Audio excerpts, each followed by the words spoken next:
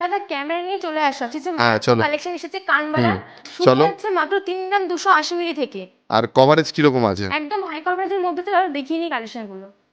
এই কানবালাটার ওয়েট রয়েছে 3 গ্রাম 280 মিলির মধ্যে, এটার দাম চলে আসছে 44,000 অ্যাপ্রক্স।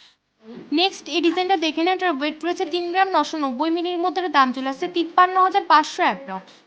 এই ডিজাইনটার ওয়েট রয়েছে 3 গ্রাম 680 মিলির মধ্যে, এটার দাম চলে আসছে 49,350 অ্যাপ্রক্স।